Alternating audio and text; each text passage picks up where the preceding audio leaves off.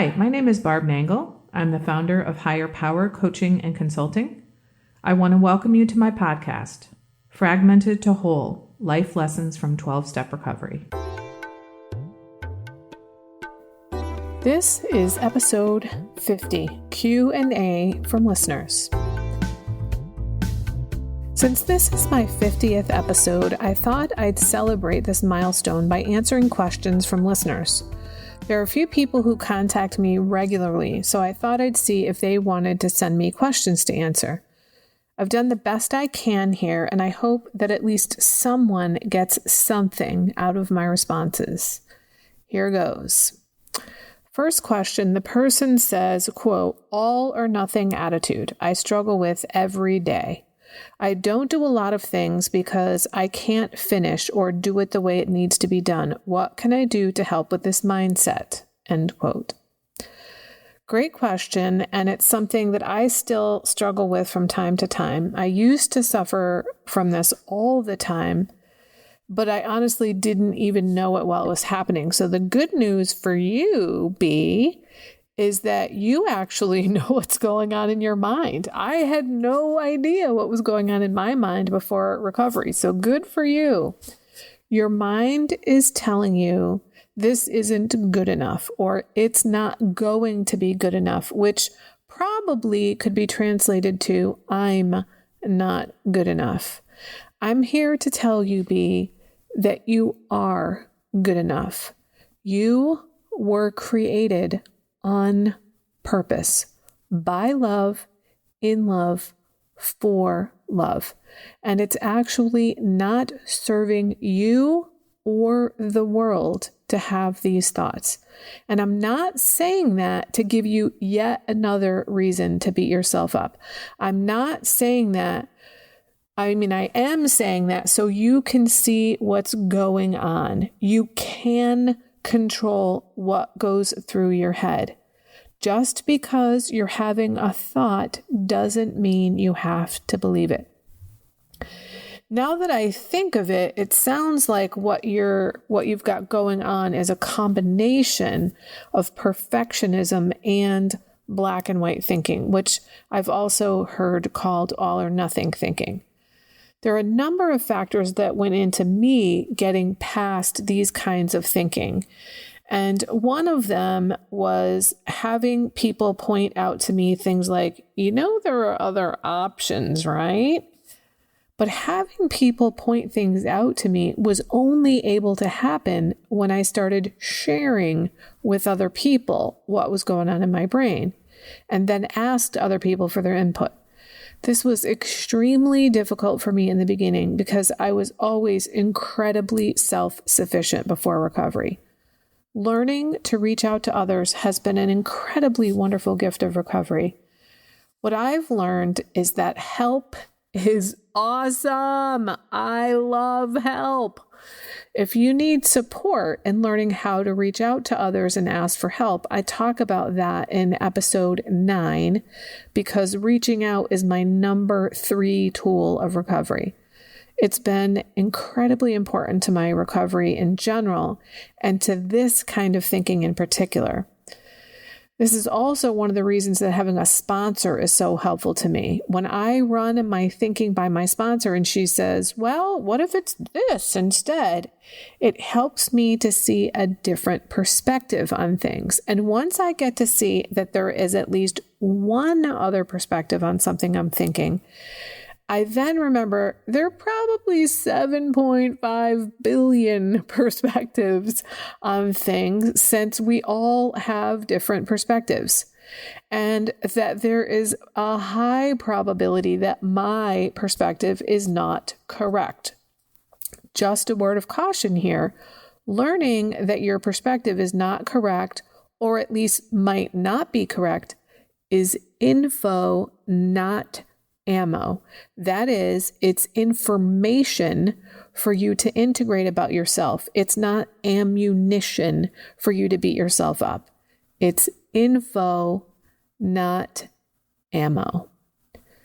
Another thing that's helped me with this kind of thinking is seeing it in other people. It's much easier for me to see when other people are thinking in black and white terms. They have an idea about something and assume it must be true. That is, they make things mean things, which is something I've done my whole life, and recovery has helped me to see that. Being in meetings, listening to others, talking on the phone on outreach calls has helped me to hear other people's thinking in such concrete ways. This is especially evident when we use words like always, never, have to, must, and should. One way you can counteract such thinking is by changing the words you use in your mind. Instead of always or never, try sometimes. Instead of have to, I love using get to or choose to. Instead of must and should, I like to substitute the word could. Here are some examples. Instead of I'm always last, try thinking sometimes I'm last and sometimes I'm not. Instead of I never get my way, try sometimes I get my way and sometimes I don't. Instead of I have to do my step work, try I get to do my step work. Or instead of I have to go to my mother's every Sunday, try I choose to go to my mother's every Sunday. Instead of I should go to a meeting tonight, try I could go to a meeting tonight. Try those on and see what happens in your brain. See how it feels to try on these new, less all or nothing phrases. I often didn't know that I even had choices about various things before recovery, and I talk about that in episode 46 on choice versus control, as well as in episode 32, freedom from choice, which is one of the greatest freedoms I've experienced in recovery. It also sounds like B is talking about perfectionism in her question, and perfectionism is really about fear. The idea is I'd rather do nothing and avoid failure altogether than try to do something and not achieve perfection. And I think that is really rooted in the idea that we care more what other people think about us than we think of ourselves. We feel the need to appear perfect to other people because we think that's what they want. So we have these really high standards, often for ourselves, but probably also for other people. And they're standards that no human could ever live up to. I know this because that was me. I had exceedingly high standards for myself. Like I wasn't supposed to have any flaws, but of course, knowing that I actually did have flaws, the next best thing was trying to hide them, which is largely responsible for me being fragmented before recovery. I had all these facades up to try to appear perfect to others. But once I started to realize I'm flawsome, which I learned in recovery, yes, I'm flawed, but that doesn't take away from me being awesome. Once I learned I was flawsome, I was able to relax into my life. And interestingly, once I let go of the need to appear flawless to others, I let go of my unrealistic expectations of others as well. I became more accepting of others and their flaws. And I was then able to be vulnerable with people and to allow others to be vulnerable with me. And I think that ultimately what this goes back to is really valuing ourselves. I think for me, coming to really understand who I am, what I'm like, being right-sized in terms of how I think about myself really helped me cut myself a lot of slack. And it also helped me cut a lot of slack for other people. I had really high standards for myself, and I also had them for other people. And it was partially because I was comparing my insides to other people's outsides. As I started to realize it's okay for me to be flawed, it's okay for me to share my flaws with other people, I started to be a lot more accepting of other people's flaws and stopped judging other people so much. As you can see, these issues are extremely complicated. We come into recovery with a lot of issues that are all tied up together, black and white thinking, the perfectionism, that are based largely on caring what other people think about me and less of what I think of me, not being right-sized, etc. It all goes together. And for me, personally, the solution to all of that is the 12 steps of recovery. As I've noted many times in this podcast, I've tried all kinds of methods of self-improvement.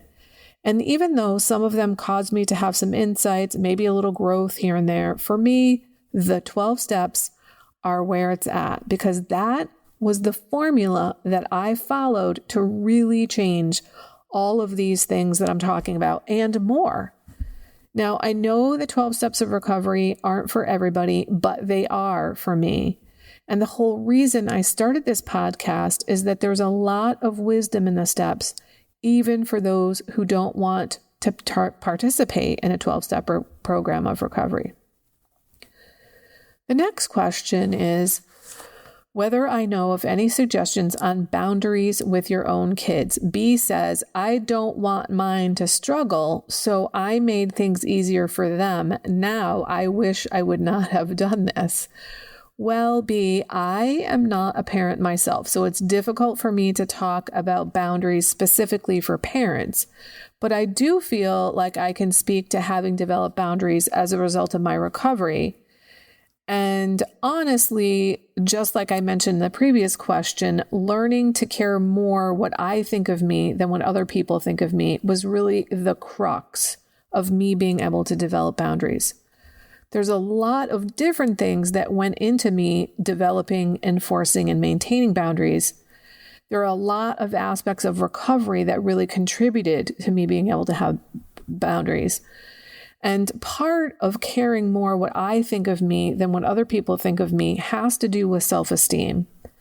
For those of you who've been listening for a while, you know that that's not really something I struggle with typically, but sometimes I do. In fact, just last night, I had some thoughts bubble up to the surface that were pretty shitty. What's good is that the thoughts came into the light so that I could see them. So here's what happened. I'm going to share two different thoughts that I had in the last 24 hours. But first, you need to know that with the COVID-19 quarantine situation, all our meetings, probably like yours too, are moving onto the phone and onto Zoom. And our intergroup sent out a notice saying, here's the update of all the meetings in our area.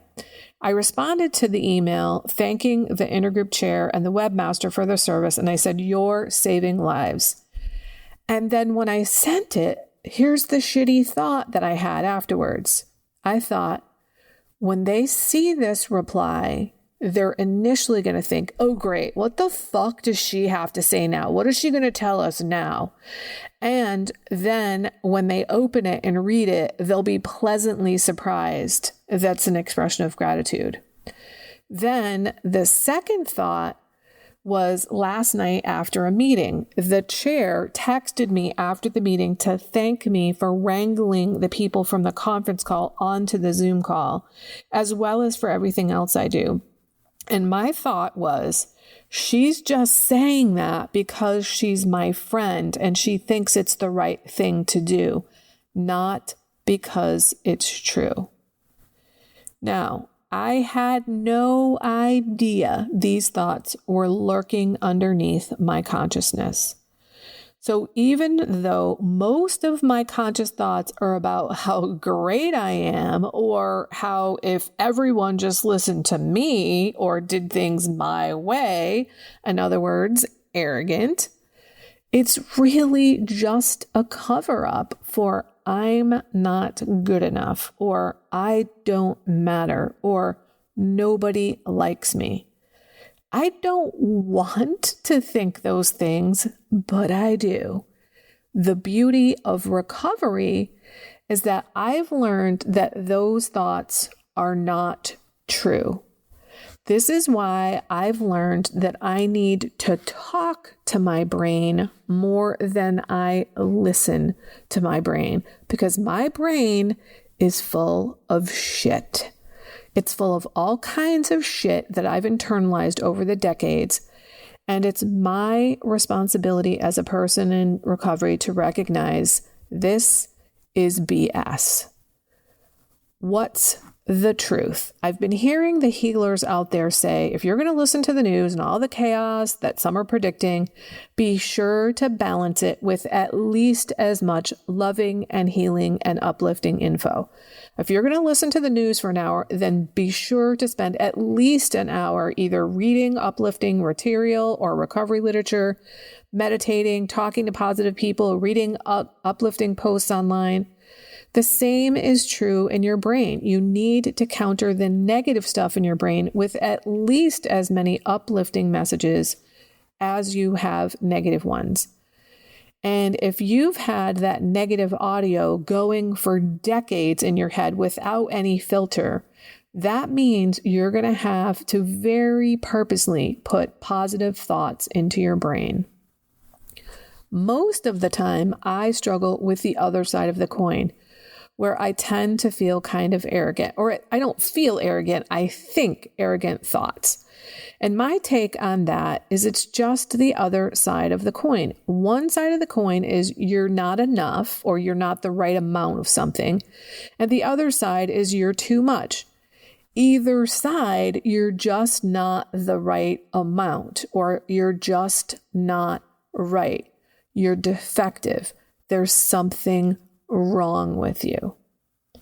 Now, there's something else about caring more what I think of me than what others think of me that I've come to realize over the last few months or so.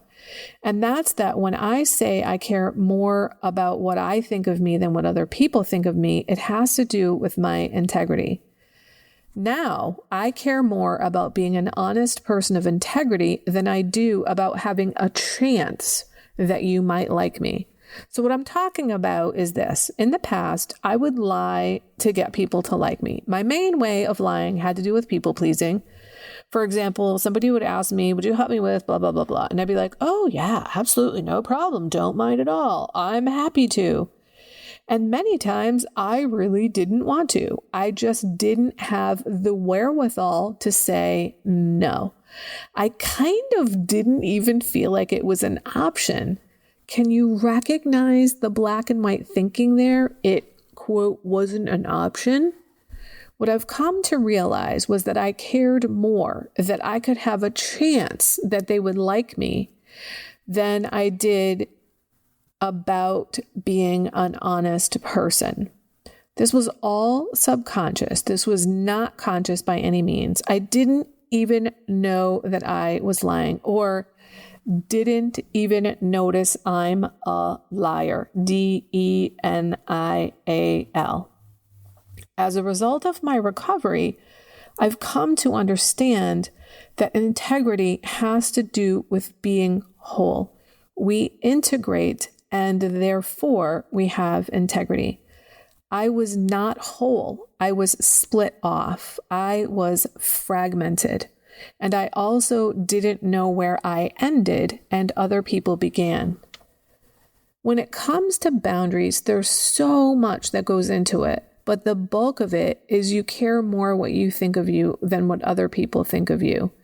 And you realize you deserve to, you get to have the kind of life you want to live. You don't have to do things you don't feel like doing. You can choose to do things for other people.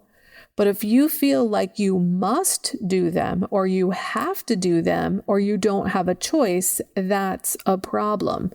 And I think it is especially sticky situation when you're a parent and you're teaching your children how to be in the world. If you don't assert boundaries with them, not only do you not have boundaries with them, you're teaching them not to have boundaries and not to respect other people's boundaries. So the best thing you can do for your family is recover. That's the best thing you could do. You need to create your own boundaries, be your own person first in your life. And from there, you will start to set boundaries with your children and other people. It will happen organically because once you start having a sense of what it's like to live your life on purpose, the way you want to live it, which is what boundaries are about, then you're not going to want to give that up.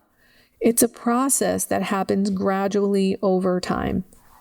When I first started setting boundaries, I just didn't know how to do it. I had to experiment. And sometimes I was way too harsh. I was like, wham, slam down that boundary. And I'd realize, oops, that was a really harsh boundary. Maybe it was a little too much.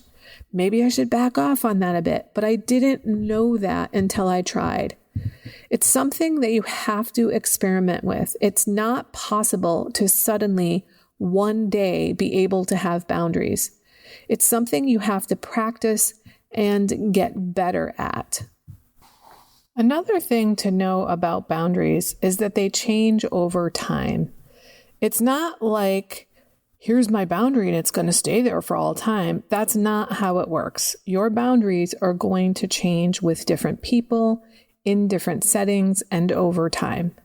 For example, I have certain boundaries with someone when I first get to know them, and then as I get to know them better and build a relationship with them and build trust with them, my boundaries are going to relax around them because I'm going to trust them and I'm going to let them closer to me. I have several other episodes that I talk about boundaries in, and I think it might be helpful to you to go back and listen to them. There is one that's called Getting Out of Enmeshment, which is episode 27. There's another one that's called Boundaries During the Holidays, which is episode 35. And in that one, I provide some actual scripts for what to say to people to set limits. And there's another one, which was just 2 weeks ago, that is Boundaries of Self-Containment and Boundaries of Self-Protection, which is episode 48. Before I move on to the questions from the next listener, I want to tell you, because it's relevant to what the questions they were asking me, is I have gone back and listened to all of my podcast episodes recently in preparing for this 50th episode. And I gotta say, it was really helpful.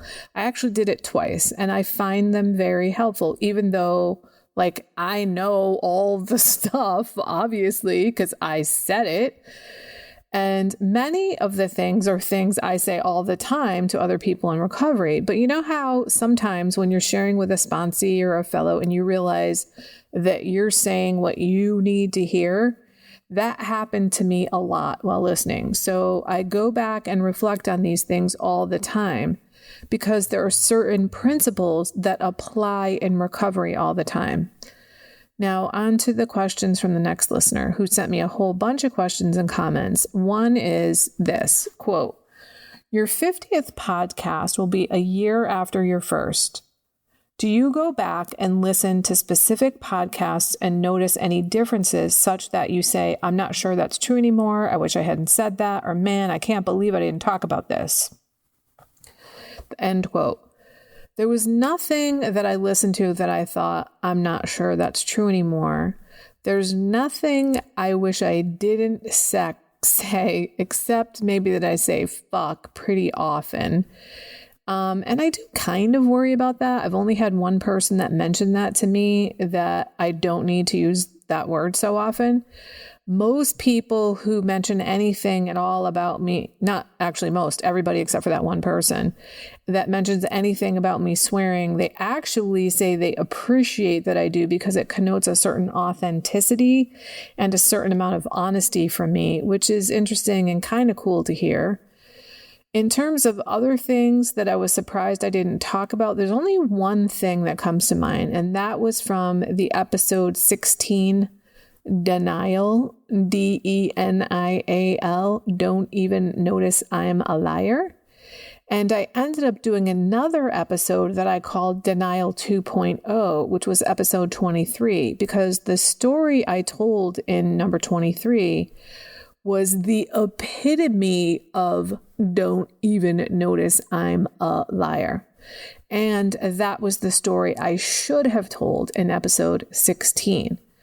The story I did tell in episode 16 was kind of lame and not that great to illustrate. Well, it was kind of lame as an illustration of the concept. It's not that it was a lame story. And the interesting thing was the story in episode 23 didn't even occur to me to tell it when I recorded 16, which perhaps is a result of denial. I have been in denial for so long that it seems like it's a well-worn groove in my mind. But what caused me to tell it for 23 was that one day I told the story to somebody on a phone call and I went, oh my God, this is the story I should have told about denial. So I feel like I cleaned that up. That's really the only thing that comes to mind. The next question is whether I have any regrets. And he was asking really in regard to my podcast. And I said, no, I really don't. I've never been the kind of person who has regrets, and definitely not in terms of my podcast. Then he says, I've listened to your story and the specifics you related about why you were doing this. And I hope I understand what you said, but I wonder what you feel about it now after a year after you started. Is it ever a chore? No, it is not a chore. It feels like a calling to me, not a chore. There have been a couple of times where I have a couple of topics I'm tossing around, and it's just not coming to me which one I want to choose or what exactly I want to say. But what happens in terms of the podcast most of the time is somebody will say something to me, or I'll have a conversation and I'm like, boom, that's going to my podcast. Even though I have a list that's like 3 fucking pages long of things I want to talk about, when I go to that list and look at it, often I'm like, nothing here is just pulling on my heartstrings. So it's really not a chore. I feel like carrying the message of recovery is a calling for me. I was born to do this. I believe that I have recovered so that I can carry the message. Just a note on my language there. I know there's a debate in the recovery community about whether people are actually recovered or recovering. I don't want to enter into that debate. I don't really know how I feel about that. I think for the purposes of my statement, that saying I've recovered so that I can carry the message makes more sense than saying I'm recovering so that I can carry the message. Next, he asked if I feel an obligation to do it now for my fans. No. First of all, I don't think of people as my fans. I think of them as my fellows. And as I just said before, I don't feel like it's an obligation. It's a calling. An obligation feels like something I'm pushed to do, whereas a calling feels like something I am pulled to do. His next question is it all a personal journey? Is it part of your business and livelihood? And if it is, how cool is that, having a livelihood linked to recovery?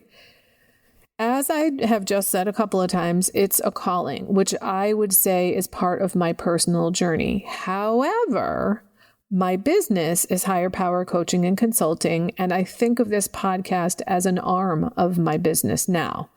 But honestly, that is not how I thought of it when I started.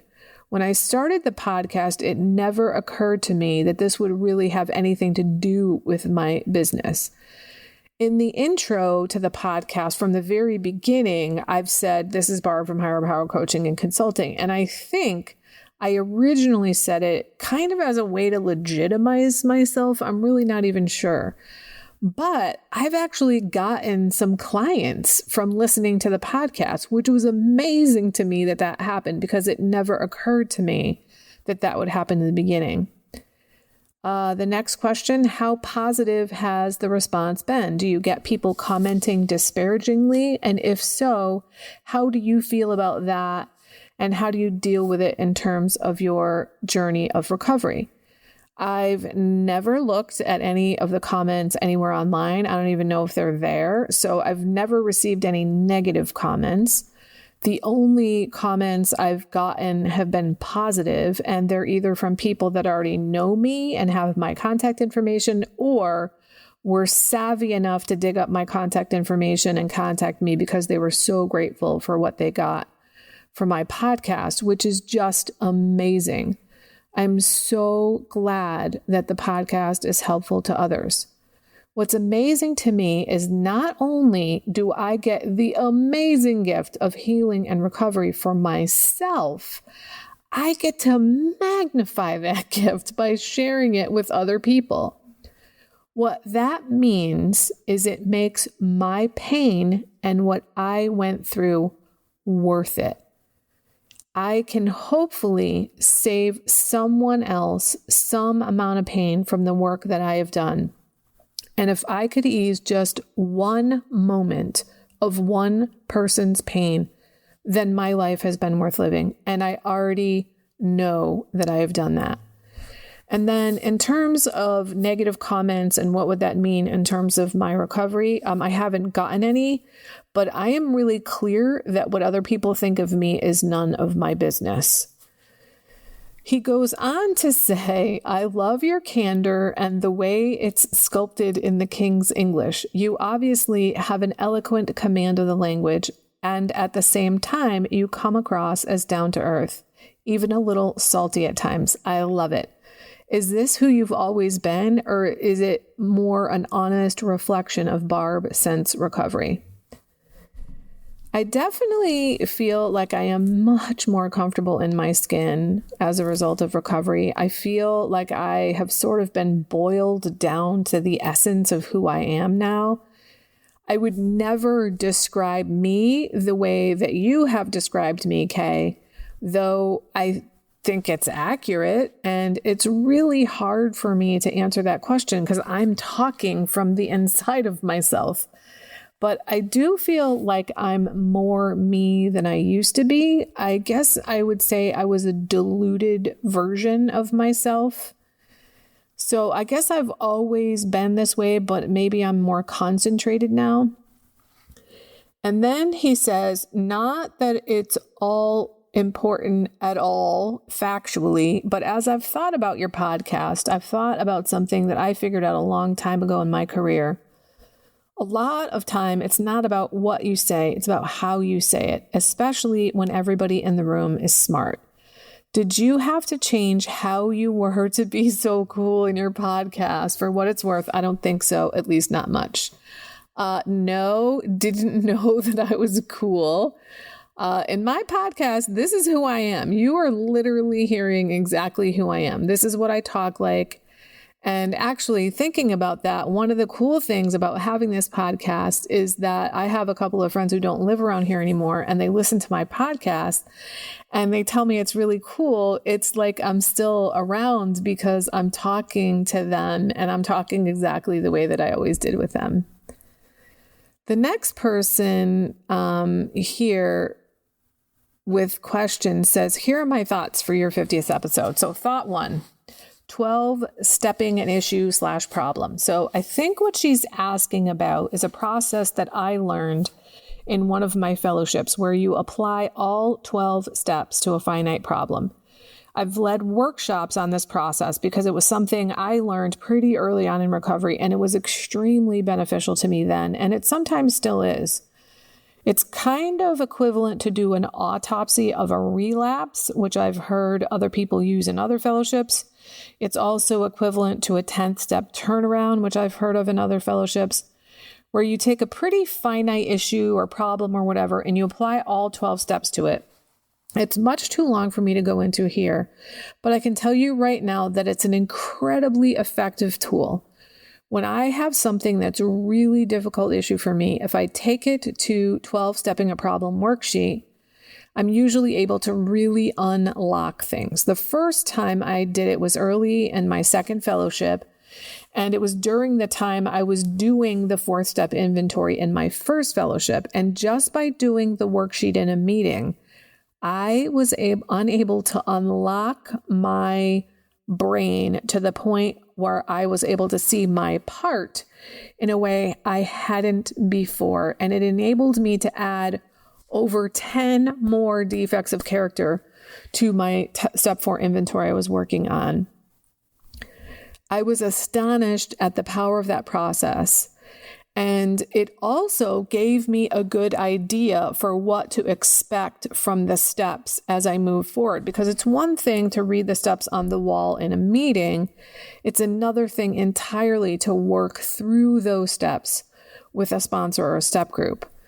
I've used 12-stepping a problem worksheet a number of times. And one of the things I've realized when I go back and look at all my previous worksheets that I did is that 100% of the time, I'm the problem. Like there's either an unrealistic expectation that I have, a defect of character I'm acting out of, or a lack of clarity or lack of communication on my part, or something like that that has caused the situation.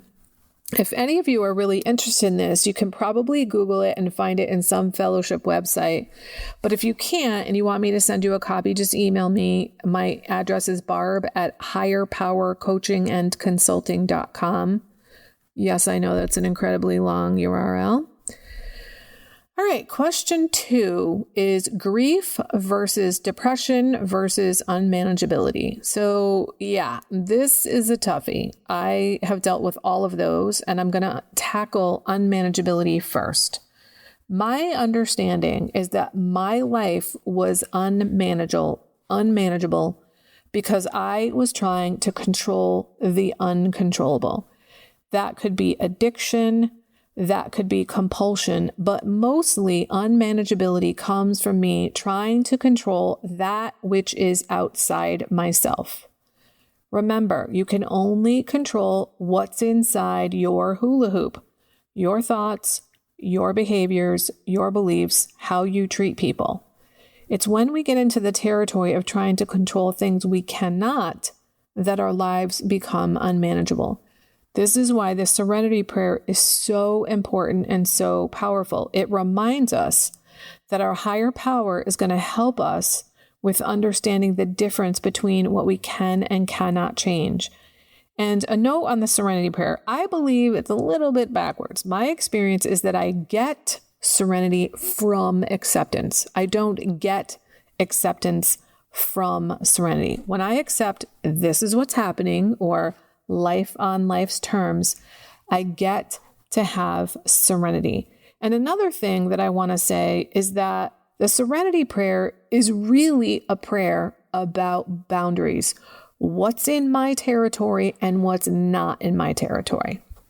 Now, on to grief versus depression. So there is some distinction between the two, of course, but there's also a lot of overlap between them.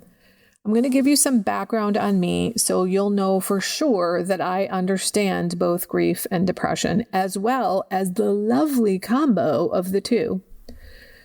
So here's part of my story. On St. Patrick's Day in 2006, I was diagnosed with depression. I'd had episodes of depression before, but I didn't know that they were diagnosable, medicatable, like capital D depression.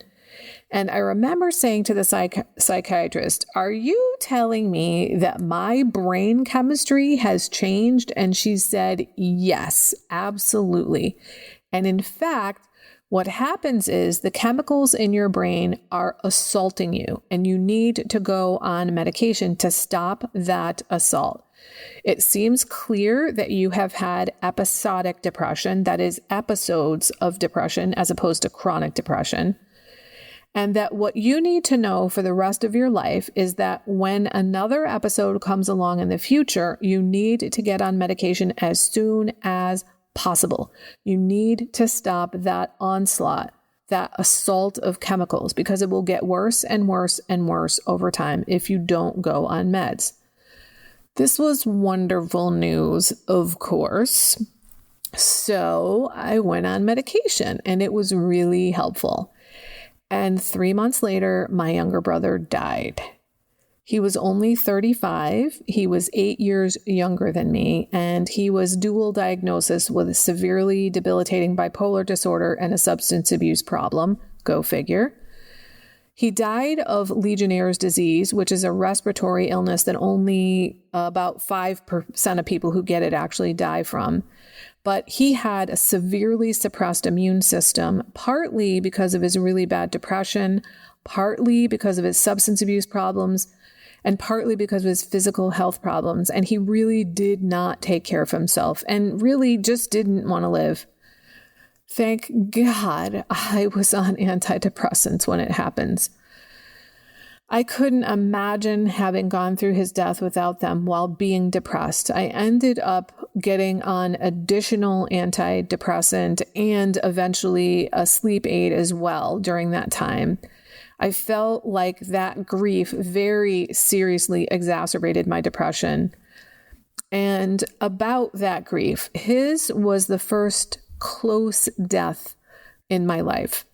My grandparents had died previously, but that's sort of the natural order of things. And also, they lived far away. So it was almost like I just wasn't seeing them. It wasn't really like they died. So it's not that I hadn't experienced death at all. It was just that he was my first close death.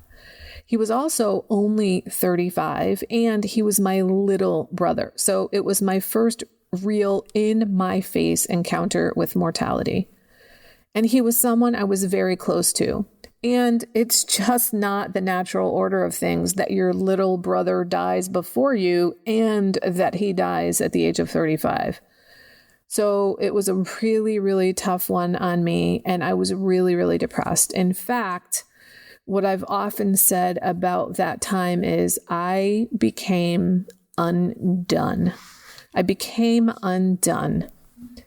Interestingly, one of the ways in which I really healed from my grief over his death is that I watched every episode of the TV show 6 Feet Under. This was back when Netflix mailed you the DVDs and I would order them and binge watch that show, which was about a family that ran a funeral home. So in every episode, there was at least one, if not 2 deaths. And I got to see a wide variety of ways in which people dealt with grief, because all the different characters in the show had different ways of grieving.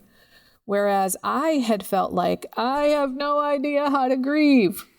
We do such a shitty job with grief in this society. And I remember saying to my mom around that time, I feel like I want to become a grief activist to promote grieving. I don't even know what that is. I made that up because I just didn't know how to grieve. I eventually came to understand there is no right way to grieve. There's no right timetable for grief. There's no right amount of grief. Everybody grieves differently. And even the same person grieves differently in different circumstances. My own example is that my whole life, I always thought the worst thing that's ever going to happen in my life is my mom dying. Wrong. It was my brother dying. Because my mom died 6 years after my brother, and it really wasn't anywhere near as difficult for me as it was losing my brother. I think part of that has to do with it's the natural order of things that our parents are older than us and we expect them to die at some point. Though I didn't expect her to die at the age of 73. I really expected her to live at least until her 80s. But anyway, my point about talking about the grief and depression is that I experienced my worst grief in my life while I was depressed. However, when my mom died, I was not depressed. So I've had grief without depression. I've had other episodes of depression where there was no grief involved at all. So I know the difference between being just plain depressed, just plain grieving, and the lovely combo of both. There is a lot of overlap between grief and depression, but usually for grief, there's something that is really concrete reason for your grief. You typically know why you're grieving. For me personally, I can look back now and say really all of my episodes of depression were because I was trying to pretend something. I was either trying to pretend that I felt things that I didn't feel, like in love with somebody, or I was trying to pretend I didn't feel things that I actually did feel, like attracted to somebody. Every single time I was depressed, there was a man involved. And it was because I was extremely codependent and not really clear about who I was, where I began and ended. And I did not have the capability of communicating directly with people. I couldn't say things like, hey, I'm really attracted to you. Are you attracted to me? And then gotten an answer and responded appropriately. My codependent, people-pleasing ways meant I also didn't want to hurt somebody's feelings by breaking up with him. But what's really crazy is I can look back now and see that I stayed with them and it was awful for them and me, but I somehow thought that staying in an awful relationship was like protecting them from not hurting their feelings. Yet I was probably treating them like shit, or at least being an asshole to them. My point is that the source of the depression or the grief is usually very different, but sometimes it can feel exactly the same. Extreme lethargy, lack of desire to participate in things that used to give you joy, deep sadness, feeling like the feelings are never going to end, lots of shitty audio files going through your head. Now, back to unmanageability, which can mean so many things. I believe I've given a great example of how unmanageability can lead to depression. I tried to control the uncontrollable, that is, other people, by my people-pleasing, codependent ways. And what I got was depressed, trying to pretend I felt things I didn't and didn't feel things I did. When feelings are meant to be expressed, not denied or submerged. My life was unmanageable because I didn't know who I was. I didn't know where I began and ended. I didn't know how to engage in direct communication and say things like, hey, I'm attracted to you, or are you attracted to me? Or this relationship isn't working for me anymore. And so my life was unmanageable. The last question she has is how to make healthier decisions. And I think that this really boils down to giving a shit about yourself, which is at the core of having boundaries. Like caring more what you think about you than what other people think about you. I think giving a shit about yourself and treating yourself well and kindly is what recovery is all about. We treat ourselves well, we teach others to treat us well, and we teach others to treat themselves and others well in recovery. I made a lot of unhealthy decisions, and it was often because I cared way more what other people thought of me. I cared way more about what they thought about everything. And so my good self-care practices went out the window when I was in a relationship. Making healthier decisions for me included a lot of different things, including reaching out both to my higher power and to my fellows. Asking people's opinions, because me self-willing my way through my life didn't do shit for me. So I need to run my ideas by other people, whether it is other fellows in program or by a sponsor or a close friend or a therapist or a clergy person. Really understanding what I like and don't like, what I want to do and don't want to do, what my preferences are, helps me make healthier decisions. Then there are some decisions that everybody knows are healthier than other decisions, but they're still making unhealthy decisions because they're doing something like buffering their feelings, perhaps eating lots of sugar or doing drugs to coat their nerves. I used to live the kind of life where I needed to coat my nerves, and I don't live that kind of life anymore, so I don't need to coat my nerves. So it was hard to make healthy choices of not coating my nerves when I was making all those other unhealthy choices, like bending over backwards for people and making myself overstressed and overwhelmed, trying to control the uncontrollable. What I'm realizing here from my answers to all these questions is that boundaries are an exceedingly important part of healthy living and of being in recovery. And then there's having a higher power and really believing that there is something, some force, some spirit, some divine presence, some energy, some principle in the universe. It doesn't matter what it is, as long as it's more powerful than you. believing in something that is more powerful than me, that will always be more powerful than me, and will be able to handle things I can't handle, has made all the difference in the world. I pretty much felt responsible for everything before recovery. And even though I believed in God before recovery, I didn't use God the way I do now. So when I turn my will and my life over to the care of God, primarily what that means for me is I turn my thinking over, because my thinking was the problem. And so now when a problem comes up, of course, I often at first go like, oh my God, what are we going to do? And then I'm like, oh, that's right. I don't have to figure it out. God is going to figure it out. I don't feel like I have to fix things anymore. And that has taken an enormous amount of pressure and tension out of my life. So yes, boundaries are extremely important. But the real key to my recovery is this absolute reliance on a higher power. And having that means that I have this really deep and profound trust that I'm going to be okay. Everything isn't going to be okay, but I'm going to be okay. And I think I'll end with that.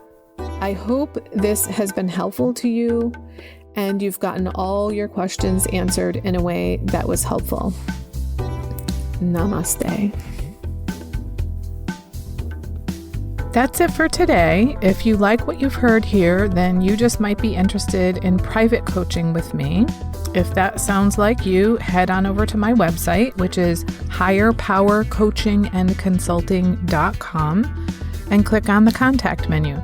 I'd be happy to schedule a consultation with you to help you make lasting changes in your life, like I've made deep, lasting changes in my life. My ideal client is someone who is ripe for change, but I'll coach anyone who wants to be happy, joyous, and free. So if that's you, shoot me an email. I'd love to hear from you. Thanks for listening. Be sure to like and subscribe so you can be sure to get future episodes of my podcast. Thanks again.